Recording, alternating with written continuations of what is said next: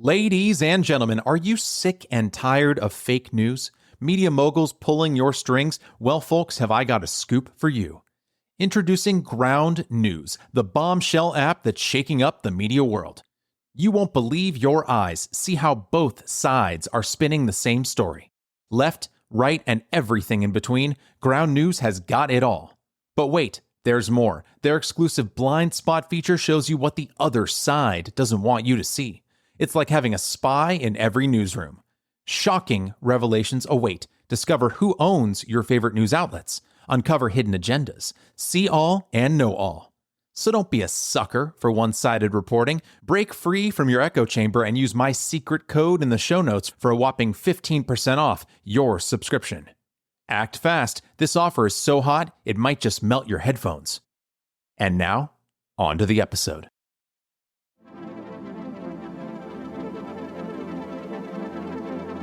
I'm your host, Michael Callahan. This is Where We Go Next. And the New York Post is America's most popular tabloid newspaper by far, known for its sensationalist headlines, controversial coverage, and its notoriously juicy gossip column, Page 6. It's a paper so influential that today, much of our news and social media reads like it was ripped right out of its pages. This week, I'm joined by Susan Mulcahy and Frank DiGiacomo, two of the paper's former staffers, who have compiled a deeply researched 50-year oral history of the Post in their book, Paper of Wreckage: The Rogues, Renegades, Wise Guys, Wankers, and Relentless Reporters Who Redefined American Media. Susan worked on Page 6 from 1978 to 1985, including 3 years as editor.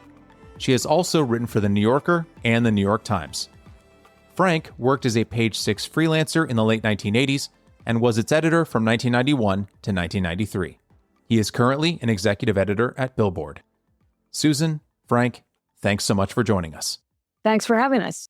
Thank you for having us. Well, I'm glad that it's a pleasure all around.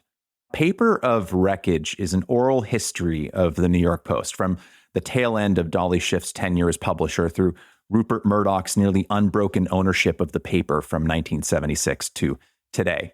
And you interviewed, quote, more than 240 former and current staffers, story subjects, competitors, and astute observers of the media, end quote. And it is a revealing, candid, raucous, and often deeply insightful read.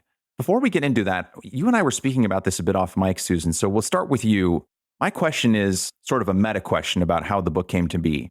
When you're interviewing that many people, more than 240 different accounts through your oral history of the New York Post over the last half century, how do you go about wrangling all of those various accounts into something that's as coherent as this oral history is?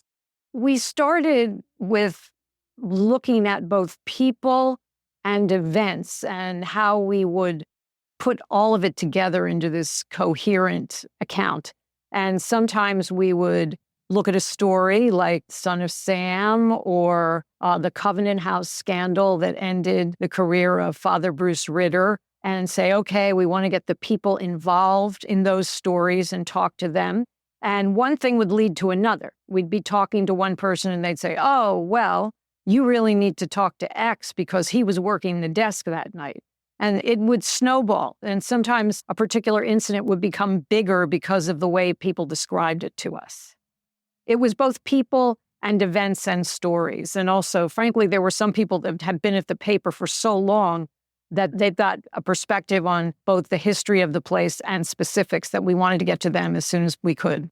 The New York Post is perhaps most famous, at least in the modern era, for its infamous Page 6 gossip column, which both of you have experience with. How do you, when dealing with so many different accounts of what is in essence over many decades a single story of the New York Post's history, how do you go about fact-checking what is in some respects gossip? Well, one of the things we did was whenever somebody mentioned a story that they had written, we went back into the microfilm to find the story and to compare it to the anecdote we'd been given. And a lot of times they were exactly right. And there were times when they deviated it. And so, the memory plays tricks on you. So Susan and I really wanted to make sure that we found the stories that were talked about. Yeah, the faultiness of memory is really interesting. there was this account early on in Paper of Wreckage in which it was a kind of a discrepancy between Aida Alvarez, who was a reporter from 1973 to 1977's account of her hiring, and Warren Hogue, who was the Metropolitan editor from 1966 to 1976. And Aida says, quote, "When I went to interview, the first person I spoke with was Warren Hogue. He had my resume in front of him, which showed that I had graduated from Harvard with honors in English literature. He asked me if I was having any trouble with English," end quote, because she was Latina. And then Warren Hogue said, quote, "I do not remember that. I remember very much liking Aida and being very proud of finding her," end quote. And it's just a very interesting early on example of how two people, when trying to remember the exact same event in earnest and I imagine good faith, can have two entirely different recollections of the same thing. Well, that happens so often. We tried to go back to the other party every time that happened. In some cases, it wasn't possible because the person had died. But we did give people a chance to offer perspective on what had been said about them. And that's just one example. There were many, many times where we'd say something. There was an instance where one of the political reporters said that she had been contacted by George Arts, the City Hall bureau chief, and upset that she had reached out to a big deal PR person, Howard Rubenstein, and complained about what he was doing. And George said, "I never did that." So you have to give people an opportunity to respond. But it did take a lot of follow-up, let's put it that way. I can only imagine. And in a way, I mean, I think perhaps for this oral history, there is a kind of meta-appropriateness to it all, considering what the New York Post, at least over the last several decades, and Page Six is most famous for. So obviously, as reporters, as journalists, you did your best to make sure that you could reconcile any discrepancies where you could. But in a way, there is something eminently appropriate about the fact that, you know, sometimes when you're getting different accounts from different people about the same thing, there are going to be discrepancies. And in some ways, like the juiciest or the most interesting thing is what you can't quite account for. Frank, you worked as a Page Six freelancer starting in the late 1980s and became an editor of, well, I guess what I think we could call the infamous column from 1991 to 1993. And you've written that, quote, "Working at the Page was like having my head, which kind of looks like a light bulb, shoved into a gigantic light socket that was connected to the power grid that makes things happen in this country." And I'd love for you to speak more on that.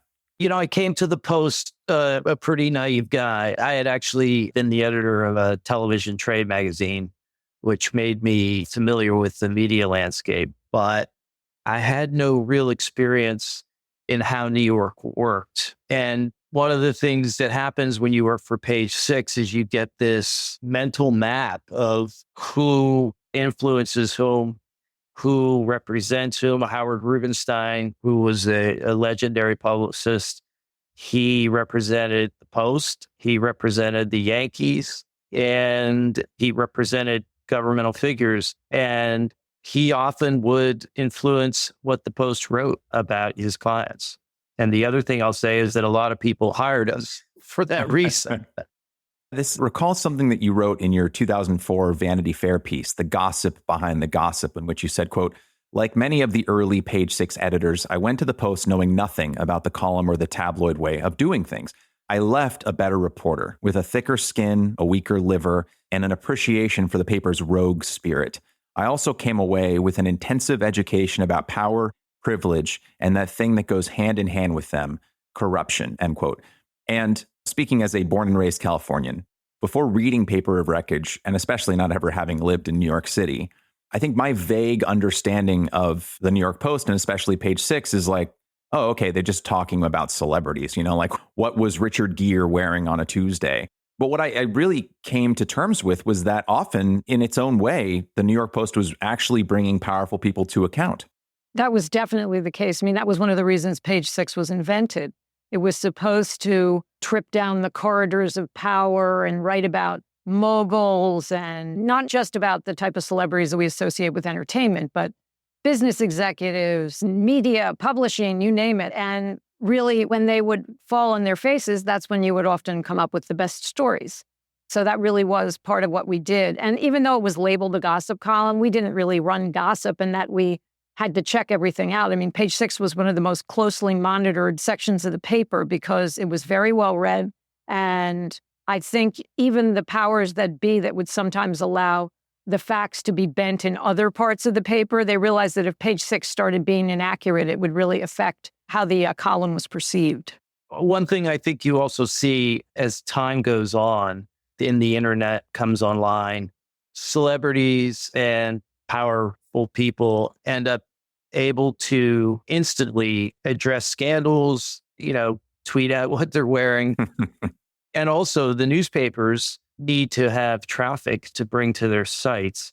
So you see this thing where it's harder to get those kind of scoops. Papers end up looking for a more national profile, which if you read a lot of the gossip columns today, there's a preponderance of stories about reality television because that is fed to them and they get, they can get little scoops that way. Yeah, it's really not the same in terms of the type of people. I mean, I still read Page Six every day and I really enjoy it, but I often don't know who the people are, which doesn't detract from the enjoyment, but it's a different breed of celebrity really than what we covered back in the 80s. We really covered New York in the 80s and 90s. There was a real ability to, look at New York celebrities and New York power figures. And now it really, Kim Kardashian really dominates that kind of reporting. Well, I think what you're both speaking to is in many ways the transformation of newspapers all across the United States and obviously also globally since the advent of the internet and especially social media, which is kind of the death of local news. Before social media and especially before the internet, a DC paper would cover news that was happening in DC, and a New York paper would cover news and gossip that was happening in New York. The Los Angeles Times wouldn't really cover what was happening in New York City and vice versa. So the importance and relevance of those local stories was much more powerful to those papers. Definitely. And also, the Post and in particular Page Six were responsible for creating some of these characters that became, one person described it as the opera of New York. I really like that. Yeah, no, I really love that description because some of these crazy press agents that would call us with these wild stories about their clients, they became part of the opera of Page Six in the Post. And it was a lot of fun, but you can't do that now because those characters are not going to be nationally known. I mean, maybe if you really work at it, you could make them a little bit better known than outside New York, but it's difficult. I'd like to jump back really quickly, Susan, to something you said earlier about the veracity of the stories that would appear in Page Six and try and reconcile the tension between two separate quotes that I found in Paper of Wreckage. Because I find that intersection of what is true versus what might just be hearsay really interesting. There was a quote from Randy Smith. He was a reporter at the New York Post, and he said, quote, "I remember Murdoch saying two things about Page Six. He used the phrase substantial stories. He didn't want them to be piffle. It was meant to be inside stuff, truly good gossip. I remember Murdoch banning the use of the word reportedly. You couldn't say reportedly. It was either true or it wasn't true," end quote. But then in another section of Paper of Wreckage, Anna Quindlen, who was also a reporter at the Post, she was recalling one of her first Page Six assignments on Liza Minnelli. It was given to her by Page Six editor Neil Travis. This is back in the late 1970s, who she described as an overgrown leprechaun, which is especially evocative. And 2 days after tasking her with the piece, Neil comes back to her and says, quote, "Sweetheart, where's the Liza item?" And then Anna responds, quote, "I haven't been able to nail it down." And then Neil says, quote, "Oh, you don't have to report it. You just have to write it," end quote.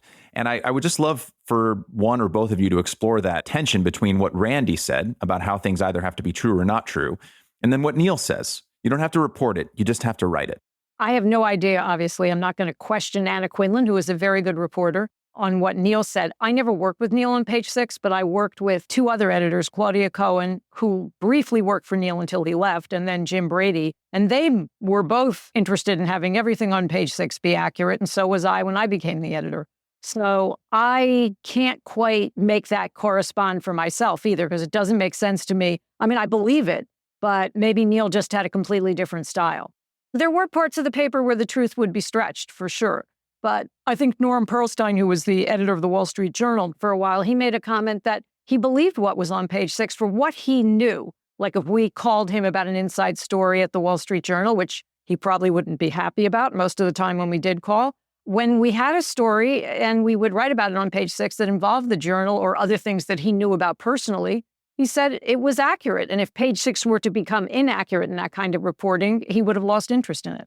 I also think this sort of lieutenants of Murdoch, the people who were closest to him and who he brought over from Australia and New Zealand to remake the Post, had more leeway with the boss in terms of running stuff that may have not been true.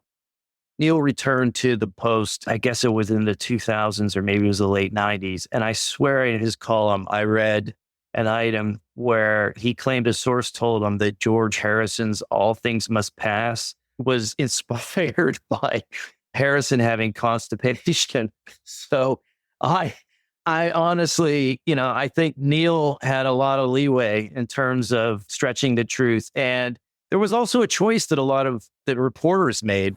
Devlin Barrett, he says that they never pushed you to pipe something. And some people said, okay, I'll do that. And others were like, no, I have a line here and I'm not going to cross it. Hal Davis, who was the state Supreme Court reporter and who worked a lot with Page Six, he was terrific. Absolutely fantastic reporter. He could have worked at the New York Times. He was wonderful. He said that Steve Dunleavy would occasionally, just what Frank is saying, push him to do something. And when Hal would resist, Dunleavy would get Steve Dunleavy, who was the Metropolitan editor for a number of years. He'd get one of his Aussie hitmen to do the job. And that was regularly the case. And I know in my dealings with Dunleavy was Bob Young, who was photo editor at the Post for a while and worked for Murdoch 4 or 5 different places over the years. He said that Dunleavy in those days was really like Murdoch's alter ego. He would kind of prompt Steve to do all these crazy things that he couldn't do himself, but he wanted them done. And I know in my dealings with Steve, he would sometimes give me stories for Page Six that were 1,000% inaccurate and then get really annoyed when we didn't run them. But I just thought that we have a reputation and we didn't want it to go down the drain, so I would ignore him. On that note, there were 2 things that really stuck out to me, again, as someone who was not really familiar with the New York Post. I think now looking back after having read Paper of Wreckage seems like a really unfair branding. Just speaking for myself, I kind of saw the New York Post like as a gossip rag, right? But even now, going through all these testimonials of what it was like working there and the standards that so many of the journalists who were working there held themselves to, like gossip doesn't seem like an appropriate label because gossip by its very nature is unconfirmed. It's like what you talk about near the water cooler, so-and-so's dating so-and-so, or I heard that they're a liar about such and such, right? You're just exchanging information you heard through the grapevine. But the way that both of you and the reporters in Paper of Wreckage talk about writing for Page Six, I mean, you're holding yourselves to a very high standard that I think most people, if they were just looking at Page Six from the outside, would never have expected was true. I think that applied to the whole paper in some ways. One of the reasons we wanted to do this as an oral history, the Post is so polarizing that we wanted there to be a real and nuanced look at the paper. I really do feel that we accomplished that. The Post right now, if you look at, say, the last week's worth of New York Post, there have been some Kamala Harris stories that just make you put your head in your hands and say, what are you doing here? It depends on what the topic is. But if it's Eric Adams and all of these investigations into his administration, the embattled at this point mayor of New York City, they are doing a terrific job. And they've got some stories that other people do not have. So you have to know the Post, which if you come in blind to New York City and you pick up a paper and you don't know what's going on with how the Post operates, this wouldn't occur to you. But I look at each story and figure out what is the Post's underlying goal here. And in some cases, it's just to let their readers know what's going on. In other cases, it's to kind of push their political bent. But they've been doing a great job on the Eric Adams administration and what's going on there right now. I think there's a real difference, too. If you pick up the print Post, it is still a New York paper. I mean, there is a lot of concentration on the presidential election, and it is a very right-wing newspaper. But crime and real estate and business are covered very well.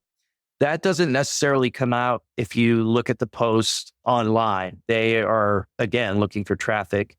So you're getting a lot of grisly stories that are happening all over the country and stuff knocking Biden and Kamala. So you have this sort of dichotomy. There are the whims and passions of whoever was owning the paper, and then the reporters who were trying legitimately to do good reporting. Susan, after acquiring the New York Post in 1976, Rupert Murdoch would, I found this really interesting, would exact his grudges with the power of his media empire, much like William Randolph Hearst before him. And in the same way that Hearst banned any mention of Citizen Kane from any of his newspapers because of how much he detested that film and Orson Welles, so too would Murdoch blacklist people from the Post. You spoke about this in your 1988 memoir, My Lips Are Sealed, Confessions of a Gossip Columnist, with, by the way, a fabulous, very 80s appropriate cover illustration, might I add. And you wrote about how certain individuals became non-people to the paper. You said something similar in Paper of Wreckage. You wrote, quote, "There was definitely a shit list at the Post, and I'm sure it was broader than even I knew. There were certain people like Paul Newman who were not allowed to be mentioned in the paper at all.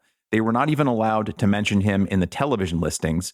If HUD was playing, they would write HUD starring Patricia Neal," end quote. And so speaking to what you were both saying earlier, there was real journalism and is real journalism happening at the Post. And then there are the personal whims of whoever owns it. Exactly. And sometimes it was funny. Paul Newman, we would love to have written about Paul Newman. But, there was one exception, which happened during Frank's era that he should tell you about. But when I was there, I mean, we couldn't write about William F. Buckley, who you'd think would be the perfect person to be writing about in the Post. But he had his syndicated column had been in the Post and he moved to the Daily News. So they got very pissed off at him. It's like, no Buckley items. I said, oh, come on. But no, this was handed down. But Frank, you should share that story about the one exception they made on Paul Newman. I don't think that happened to me. Are you talking about when they hired the mathematician in terms of the height question? Yeah. Oh, that was Richard. Yeah. So Paul Newman got into a war of words with the Post, and someone gave Richard a tip that Paul Newman was not the height that he claimed to be. So they actually hired... I love how petty this is. Yeah. And so they actually took a picture Newman against a fence, and then they measured the fence, and they got a mathematician to come in and do this sort of comparison. He determined that Newman was not the height he claimed to be. And I got into this in the Vanity Fair profile, and I spoke to his publicist. He had already died at that point, I'm pretty sure. And his publicist said stories about his height really, really drove him crazy. He responded to that. I think that was one of the only times he would ignore the Post, but from what I remember, that was one of the few times he responded.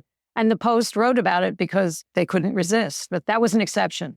I mean, on the back of that story, one of the things that makes Paper of Wreckage such a fascinating read, and I think the New York Post's legacy so complicated, is that the people you interview will in one breath talk about how the paper negatively affected various aspects of society, the way we talk about politics or celebrity, the very ethics of journalism. And then in the next breath, talk about how they're so glad they worked at the Post and how the job was often exhilarating, fun, fantastically singular. And you both as well have at various points spoken about how glad you are to have worked at the Post, but you also wrestle with the paper's legacy. Yes, I think one of the things that surprised me was so many people, they really have a negative opinion of the Post today, but then they would say it was their best job ever. And that was one of the real surprising aspects of doing this book for me. I agree. I mean, I had both a negative and a positive experience at the Post, and practically everybody we talked to. Well, there were some people that was totally positive, but for instance, Joanne Wasserman, who left to go to the Daily News, she was a really good reporter specializing in education. And she said, well, when I got to the Daily News, I finally got to do real journalism, but it wasn't as fun or as exciting or as loud. And her comments extended to many of the people we interviewed.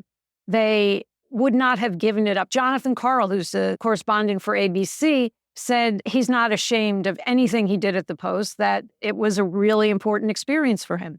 That happened over and over again. I mean, we think of what has happened with Fox News and that the Murdoch legacy is in many ways negative in the extreme, but the Post may have been the beginning of that. But for a lot of people, that experience was not wholly negative. What do you think draws reporters, such as yourselves and the many that you interviewed for this piece, what do you think draws them, the kind of reporters that could easily slot in to the Washington Post or the New York Times? What do you think draws them to working at the Post specifically? One of the things is that the Post punches above its weight. It's a small staff. There's very little bureaucracy. The editors like your story, they send you out. And despite all the denials that people don't read the Post, they really read the Post. Jane Amsterdam, who was an editor in the 90s, well, actually late 80s, talks about going to this very stuffy dinner party where Barbara Walters and Henry Kissinger and were there. And everybody sort of claimed they didn't read the Post. And then Henry Kissinger asked her, I think it was Mike Tyson, tell me about Mike Tyson. And everybody suddenly was all, listening to Jane. She suddenly became the center of attention. Okay, let's jump back in time before Rupert Murdoch bought the New York Post. In the 1970s, women were running two of America's most storied newspapers. There was Katharine Graham, who was running the Washington Post, heralded then for her paper's investigation of the Watergate scandal. And there was Dorothy Schiff, heiress to her family's banking fortune, who bought the New York Post in 1939 and became its publisher in 1942, New York's first female publisher. From your book, you write, quote, in the 1950s, during what was widely considered the paper's 20th century heyday, Schiff's New York Post epitomized the kind of investigative journalism that the Washington Post was being lauded for 2 decades later, end quote. But by the 1970s, the New York Post was struggling financially, end quote. The paper's once hard-hitting journalism had given way to fluff, end quote. So, Susan, starting with you, what happened in that 2-decade period that changed the New York Post so much that by the 1970s it was struggling? Well, there were a number of factors. One was that Dorothy Schiff was the heiress to a banking fortune, but as we note in the introduction, even a banking fortune can run dry, and she was always nervous that the Post was about to lose money. So she didn't invest as much. Sometimes you have to spend a lot of money to make some money, and she really should have paid people more, invested in bureaus in other cities. There were a lot of things she could have done to plump up the paper that she didn't want to do, even when the other afternoon papers, and the Post was an afternoon paper at that point. And afternoon papers no longer exist, but back then it was. Can you explain a little bit about what an afternoon paper is? Well, the morning paper breaks the news. The afternoon paper tends to featureize it more. Actually, the sports section is a good example of this. A lot of the sports writers that we talked to said that one thing they enjoyed about reading the Post in the, let's say, 60s and 70s was the way the writers had room to really write and analyze what was going on in sports rather than just boom, boom, boom, we got to get this in the paper. It's got to be on the newsstand tomorrow morning. That's what an afternoon paper was. It doesn't necessarily break the news. And often they'll do a second day story, like whatever the big story was of the day before, they will find another angle to it and come back at it a different way. And the Post in those days was really great at that kind of thing. And they were often ripped off by television news and other outlets because they really knew how to find a good story and play it up.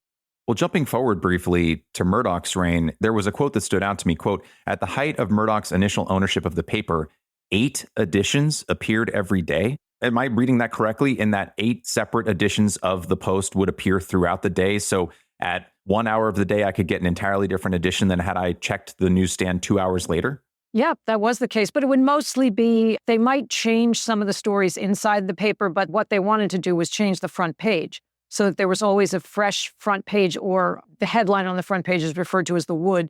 There'd be a fresh wood on newsstands, and they might get more business that way. That made it sort of challenging for me and Frank to track down some of these stories because in the microfilm, and we did all of our microfilm research at the New York Public Library's main branch on 42nd Street, just the final edition is saved. So in those days, when there was 8 editions, and the reason in that particular period there were 8 was because the Daily News decided to go after the Post and do an afternoon edition.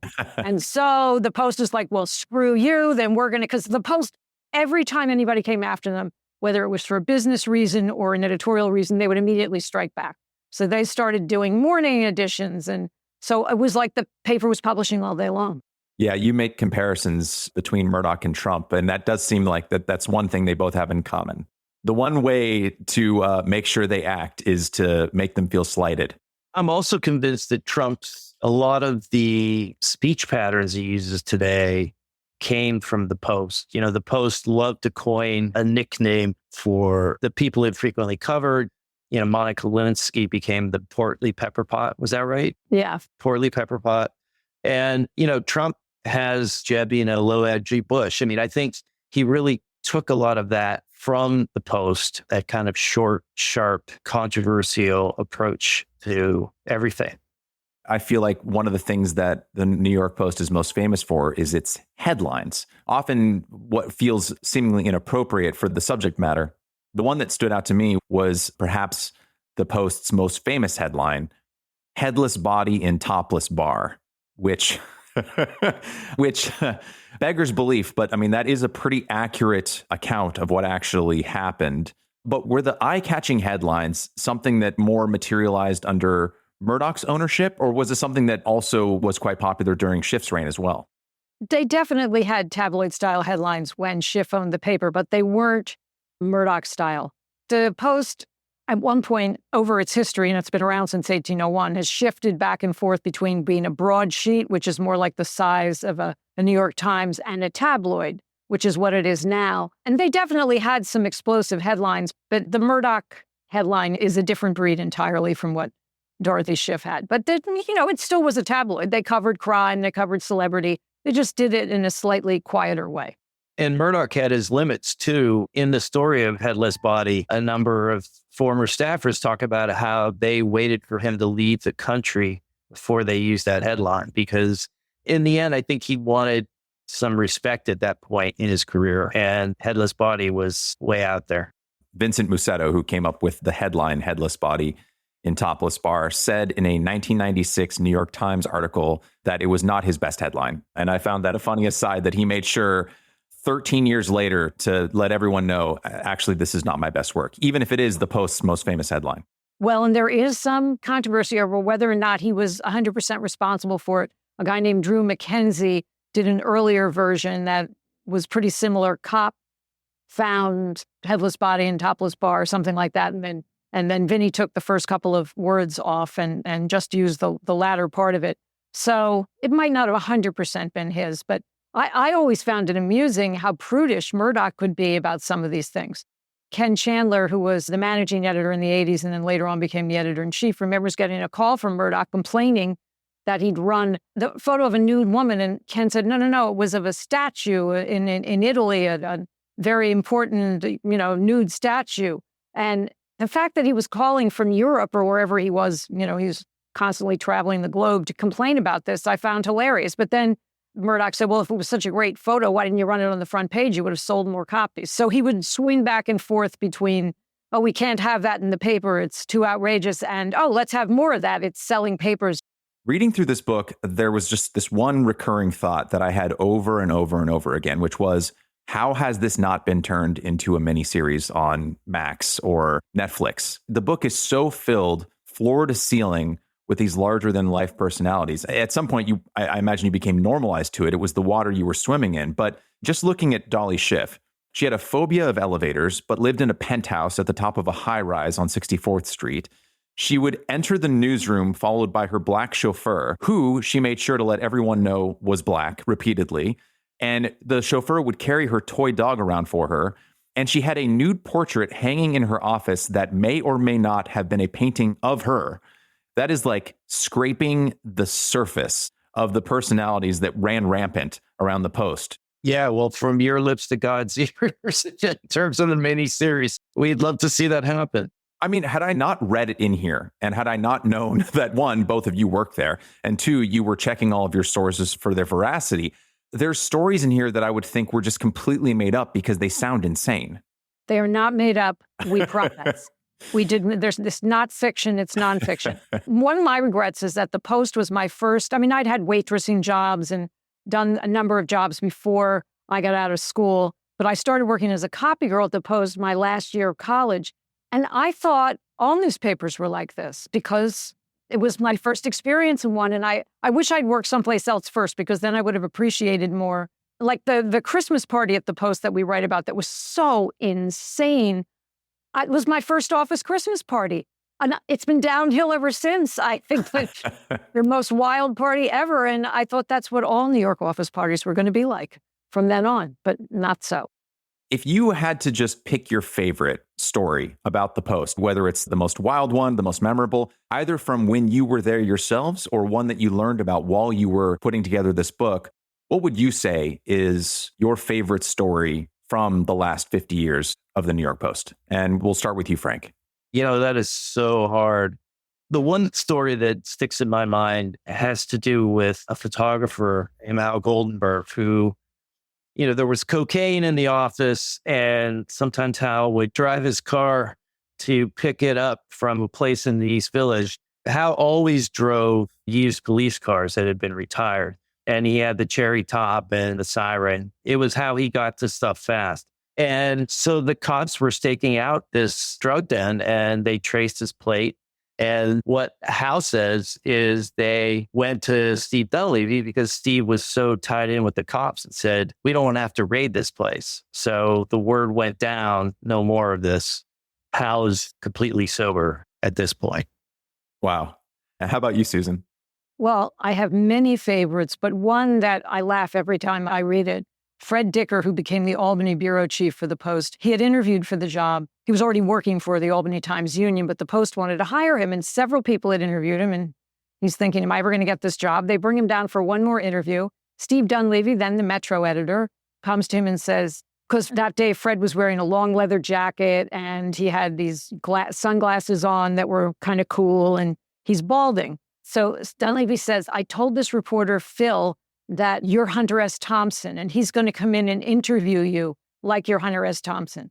So he puts him in an office, and Fred says, only at the New York Post do I have to, go through a scam to get hired. And he opens the drawer in front of him, just tap into it, and there's some Sweet and Low. So Fred puts it out on the desk like it's cocaine, and then Phil comes in and interviews him like he's Hunter S. Thompson. And then he leaves, and Fred offers him some coke.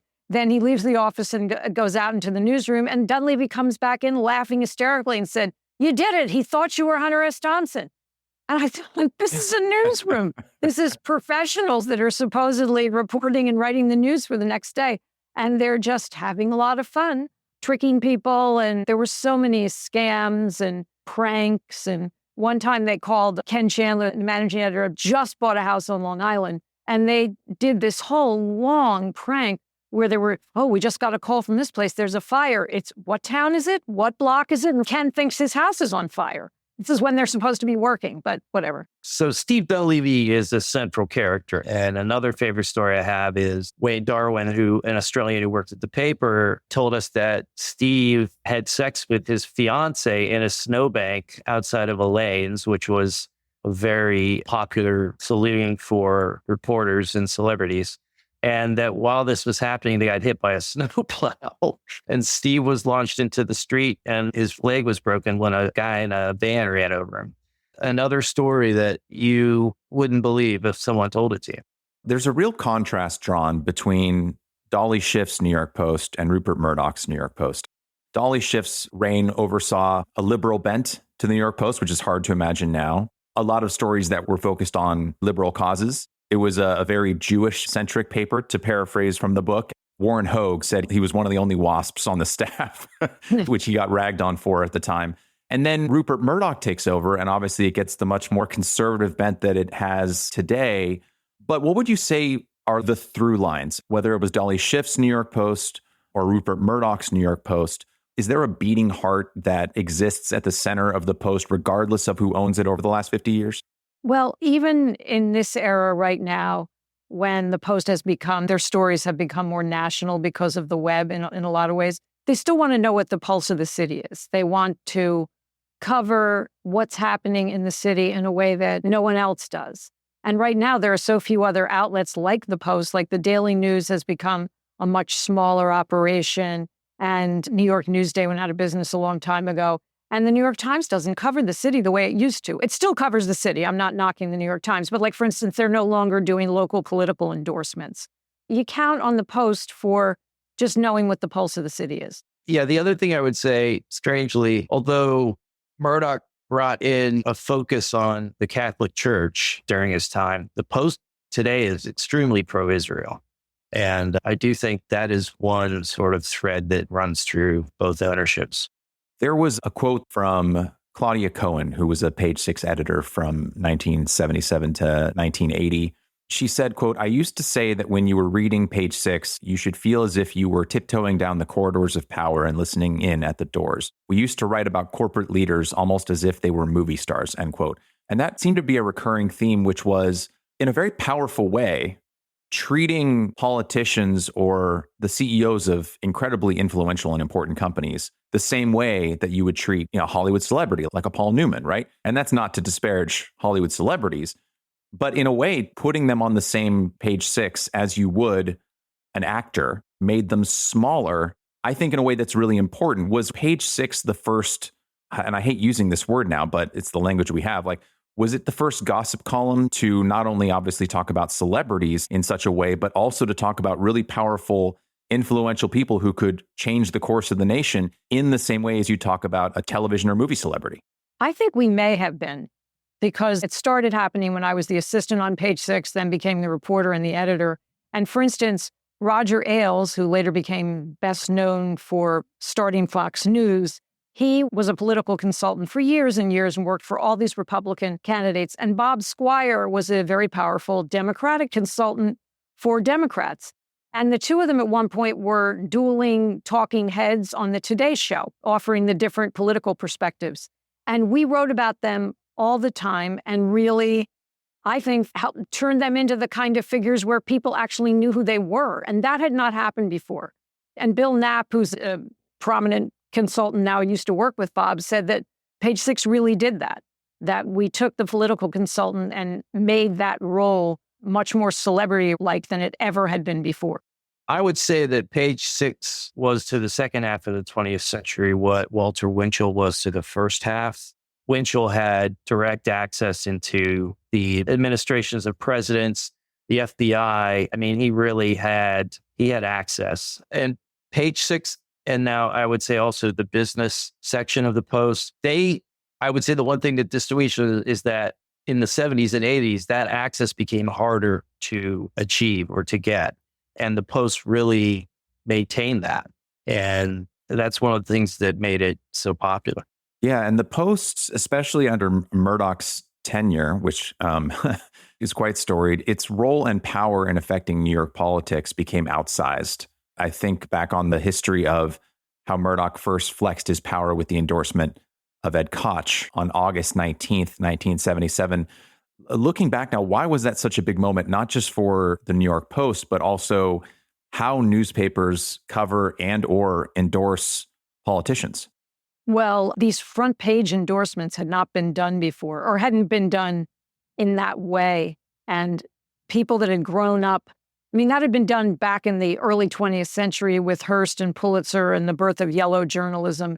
They tried to influence things in that way, but it hadn't been done in years because we were living in the era of Watergate in the 70s and everybody wanted to be Woodward and Bernstein. So all of a sudden, Murdoch takes us back to an earlier era of newspapering. And to put the endorsement for Ed Koch, and then it became, that chapter in the book is called Koch because Koch was everywhere in the paper after that. But people were outraged that it was happening on the front page and not just on the editorial page. And a reporter like Joyce Pernick, who went on to a great career at the New York Times, who was then one of the chief political correspondents, they didn't touch her copy because Murdoch was very smart about that early on. At this point, it's not the case anymore. But when he first took over the paper, he wanted to have people like Joyce Pernick, like Murray Kempton, who were considered liberal and very liberal in Murray's case. And in Joyce Pernick's case, just an excellent reporter who told the facts as they were. And she said she felt like an island in polluted waters because her story would appear in the paper and it would be valid and accurate. And then it would be surrounded by all of these things that were aimed and steered towards Koch in a way that she felt was invalid. As I've gotten older, one of the things that I've become very aware of is that a lot of things in society that we take for granted are just kind of norms that are perpetuated because we accept them as norms and continue them as norms. One of the most famous political examples would be the two-term presidency right up until FDR. Every president served at most 2 terms, and then they just stepped down, and that was taken for granted. And then FDR comes around, and he's like, I'm going to do a 3rd term and a 4th term. And then we're like, oh, I guess we should write a law on how many terms a president can do, right? Like I'm thinking about John LeCicero, who was the advisor to Ed Koch and his 1977 campaign manager. He said, quote, about the Post's endorsement, it had never been done before that a newspaper would use the front page like that to endorse a candidate. Not that I can remember. The endorsement was usually on the editorial page, end quote. And it seems like once you open that door about what a newspaper is or is not supposed to do, you can never really close it again. We can turn this to you, Frank. Like, what do you think about the role of the New York Post in terms of how it affected, perhaps permanently, what a newspaper should or should not be? I mean, you see, the Post is the foundation of the media, the crazy media that we have today. You're getting a very one-sided perspective in a lot of instances, and you've got this tabloidization. Murdoch goes from a newspaper to in the 80s, he wants to get into television. He starts the first network in, I think, 47 years. And one of the first programs on that is A Current Affair. A Current Affair is a television program that essentially is the New York Post. It even gets a great review from the New York Times. And people begin to notice that it's doing well. There are at least 2 or 3 imitators that are created. And now Fox News and MSNBC, which they are very one-sided looks at politics. Look, I watch both. I would say I favor MSNBC, but in many cases, they're preaching to the converted. So you see this evolution. And that was something we also wanted to show in the book, how the Post really is, again, I say the foundation of the media we have today. What you're describing, is it something that was inevitable? I'm thinking about social media today and the us versus them news coverage that seems so prominent and almost normalized today. Do you think that this was inevitable, or that had the New York Post been bought by someone else, or if Schiff had a better run at it, or if circumstances had been different, that the way we talk about politics, the way we talk about celebrity and culture today would be fundamentally different? Do you think it was a domino effect that caused the current way that we talk about news and politics, or do you think it was inevitable?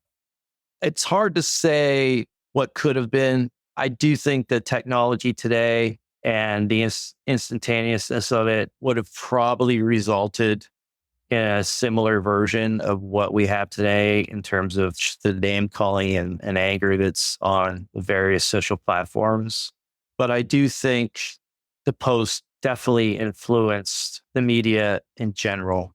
Harry Shearer made the point that the fact that the Post and its conservative viewpoint, which became more and more pronounced as years went on, exists in this liberal city. I mean, New York City always elects Democrats, and often very liberal Democrats. The fact that the Post existed here gave others the idea, well, if it can happen there, he made the point that it was before Limbaugh, before the Drudge Report, and that I think in a way it did influence the creation of those. Was it inevitable? I mean, it's hard to know. You'd have to go back to, say, Newt Gingrich with his, the beginning of the breakdown of pleasant relations, shall we say, between Democrats and Republicans in Congress. Did he read the Post? I don't know. Perhaps he did. Perhaps he read the Post and thought, hey, that's the way to go. It has influenced a lot of the way journalism is conducted. Harvey Aretin, who was a sports writer at the Post and later went on to a long career at the New York Times, said that the Post was and they just didn't do this in sports. They did it with everything. They made the paper a personality by, instead of just saying, so-and-so said at the press conference, it was like, LeBron James told us at the press conference. The Post was an active player. Yeah, an active player. That's a good way to describe it. And that hadn't been done before. And now everyone does that. And the Post really started that. I also like to say that Page Six was the first blog. It was the first sort of platform with short, bite-sized, gossipy items that people always clamored to read. And just online, it's a whole lot less fact-checking. Yeah, I have complicated feelings about the New York Post and its legacy after reading this. It did hold the powerful accountable in a way that was novel. It pulled back the curtain on the flaws and foibles of the wealthy and influential often, but it also did degrade our discourse in a way. I'm reminded of how I feel when I'm at a buffet in Las Vegas. I marvel at its existence. In the moment, I'm grateful that it's there, but I can't help but feel that it's made us all a bit worse off, like animals at a trough. I read the 2016 article you wrote for Politico, Susan, called Confessions of a Trump Tabloid Scribe. And you wrote, quote, "The perfect Page Six item, we liked to say, was one that guided its readers down the corridors of power and had a very good time on the journey. Trump seemed an ideal subject for us, as apt a symbol of the gaudy 1980s as a Christian Lacroix poof skirt, and just as shiny and inflated. Lacroix at least used excellent materials. Trump turned out to be the king of ersatz. Not just fake, but false. He lied about everything with gusto, but that was not immediately apparent, not to me anyway," end quote. And in the course of the article, you struggle with the Post's and your own role with kind of heightening Trump and turning him in the public's eye into the man he kind of would become. And then eventually, decades later, led to how people perceived him in his first run for the presidency in 2015. And I'd love for you to just speak a little bit more on that. When I first started working on Page Six, Trump was considered a legitimate real estate developer who was definitely on the rise in New York. And in New York City, real estate developers are often more powerful than politicians. First of all, because they often help fund political campaigns, and they just know how the city works. And so here you have this guy, he's young, he's a colorful figure. So we covered him. But then as years went on, and especially when I was the editor, I became more and more wary of anything involving him because he lied so much. I mean, I wrote that piece in a way said, oh, I feel badly, I took part in this. But I stepped back after a while and I wrote a book in the late 80s in which I devoted half a chapter to what a liar he is. And when Frank did that terrific 2004 Vanity Fair oral history of Page Six, he actually talked to Donald Trump. I made a comment saying something along the lines of, he was a great character, but he was full of crap 90% of the time. Frank talked to Trump and Trump said, I agree with her 100%. So that may be the only time he's ever actually been accurate, because he will tell you anything you want to know. He can't control himself. I believe it's truly pathological. I think on Page Six, when he was developing the strip along the West Side, it was about a 15 block. It was the largest undeveloped piece of property in Manhattan. That's pretty important. And he had either invested in it or bought it entirely. It's hard to tell with him, but he was definitely involved. That was a story. But there were so many things where I stepped back and said, no. I never banned him entirely from the column, which I regret, because some days you'd have a slow day and a PR person would call you up and you'd think, well, I'll run it. I've got a hole on the page. I wish I'd banned him entirely, but I won't take the full blame, that's for sure. But I do think that the Post was a little more lenient with the facts involving him, because he would call every department of the paper. He'd call the business department. He'd call the city desk. He was constantly pushing himself and promoting himself to the point where people got sick of it after a while. And there was that early aughts period before The Apprentice happened where people were kind of saying, Donald, you don't really need to call us at this point. I agree that you don't need to take responsibility for the outsized figure that Trump became. But speaking of the 1980s, there was a movie that was quite appealing to me as a young boy, but did not age especially well, called Weird Science, in which two teenage boys, they were using their computer or something, but they basically come up with what they believe their ideal woman to be. And then she kind of appears from this computer and yada, yada, yada. But it seems to me, reading about Trump's relationship with the Post, that if the Post could come up with the ideal character to cover, at least back then, it would have been someone like Trump, who had at times tenuous relationship with the truth and liked larger than life stories, which, whether or not they were true, was not as important as the fact that they were interesting. And it was enlightening reading your account of how you slowly came to realize that not only was Trump stretching the truth sometimes, it was often much worse than that. I don't say stretching the truth. I say lying.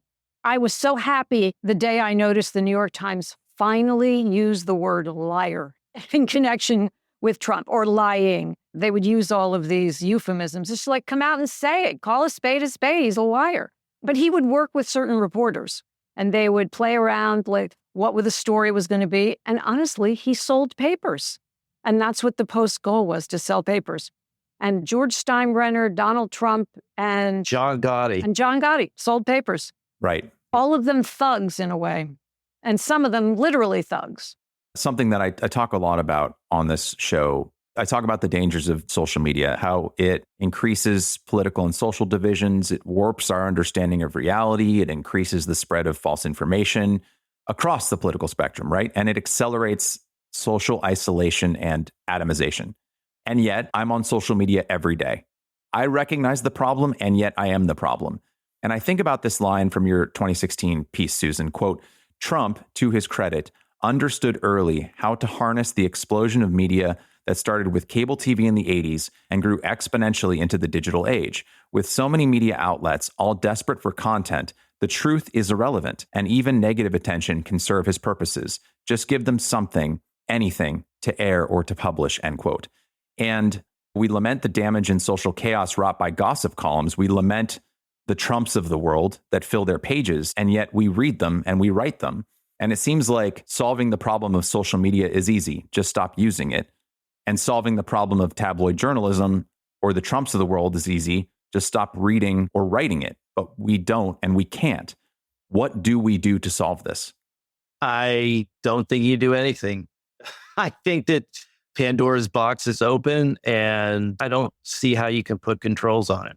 Well, I think when Trump really became clear he was going to become the Republican candidate, I regret, not on my part, because I wasn't reporting on him then, except for that one piece, I regret that people covered him so relentlessly. You understand the business, decision behind it. He sold papers. He brought eyeballs to websites many years later. He's so outrageous that it's hate reading. People have TV shows sometimes like Emily in Paris that they hate watch. Yeah. With Trump, it's hate read, like, what did he do today? And places like the New York Times and the Washington Post found that their numbers went way up after he was elected because people wanted to know what was going on. So what do we do? First of all, I think that normalizing, treating him like he's a regular political figure is a mistake. You have to always make it clear in whatever is being written that he is a pathological liar and everything he says has to be fact-checked. Look, I thought the moderators of the debate with Kamala Harris did a great job in fact-checking him. They were prepared. They were ready to come right back at him. And he said, they didn't do that to her. Well, she wasn't lying relentlessly. Anyway, I'm not sure I have a solution. I know I don't have a solution, but I just think you do have to cover him differently than you do other political figures. And to bring it back to Murdoch, all of our reporting told us that Murdoch does not have a very high opinion of Trump, but he's supporting him because he wants to maintain his power.